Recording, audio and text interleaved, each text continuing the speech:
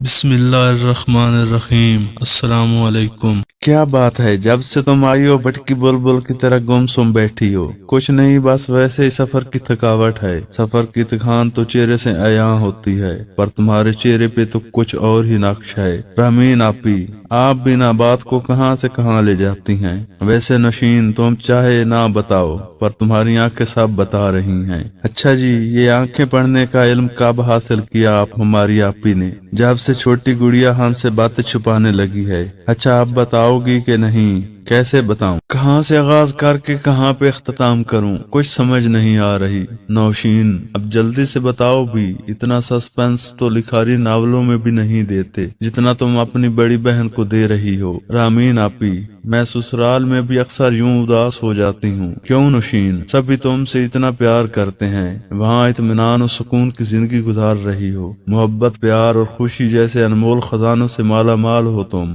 Ramen آپی، آپ بنا بات تو پوری سن لیں پہلے۔ سب کچھ ہونے کے باوجود بھی ایک چیز کی کمی ہے، جس کا احساس مجھے گھر والے کم اور باہر والے زیادہ کراتے ہیں۔ ایسی کیا بات ہے جو تمہیں افسردہ کر رہی ہے؟ بات وہی ہے آپی، جس کا انتظار شادی کے یا چند ماہ بعد ہر کسی کو ہوتا ہے۔ او اچھا، تو اس بات پر تم پریشان ہو، پر ہمارے اختیار میں کیا ہے؟ ہم تو بس کوشش کر سکتے ہیں، اور اس کا ثمر تو اس ذات نے دینا ہے۔ آپی، کاش کہ ہر کسی کی سوچ کے پرندے آپ کی جیسی پکیزہ پرواز رکھتے۔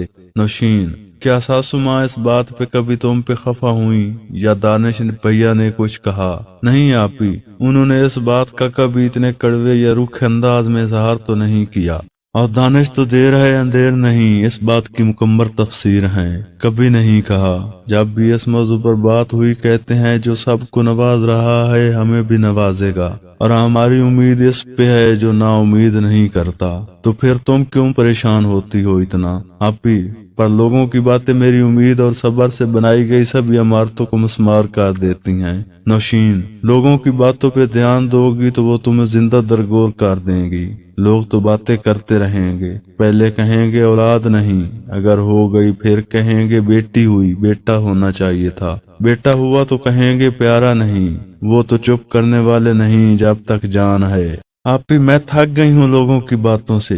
کیا میں اس معاشرے کا حصہ نہیں ہوں؟ کیا میرے بھی جذبات و احساسات نہیں ہیں؟ کیا مجھے بھی دکھ نہیں ہوتا؟ لوگ ایک کٹ پتلی سمجھتے ہوئے بڑی آسانی سے مجھ پہ باتوں کے کئی تیر چلاتے ہیں، جو میرے دل کے ساتھ میرے روح کو بھی چھننی کر دیتے ہیں۔ تم لوگوں کی باتوں پہ دھیان نہ دیا کرو تو آپی اور کیا کروں میں؟ باہر نکلنا بند کر دوں؟ نہیں، میں نے ایسا تو نہیں کہا۔ پھر کوئی حل ہے تو بتائیں نا اس کا۔ نوشین، اپنے دل میں وہ دیپ جلاؤ جن میں تمہاری اور دانش بھیا کی حسین یادیں اور باتیں ہیں۔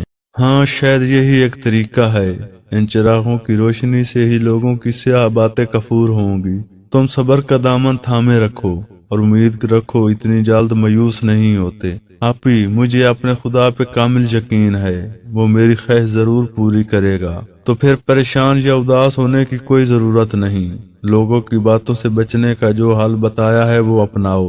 آپی، آپ صحیح کہتی ہیں، مجھے وہی دیپ جلانے ہوں گے۔ ہاں بالکل۔ ایک اور بات، مسکراتی رہا کرو، ذرا بھی اچھی نہیں لگتی یوں اداس اداس جب منہ بنا کر پھرتی ہو۔ اب تو نہیں منہ بنایا ہوا، آپ بھی نہ۔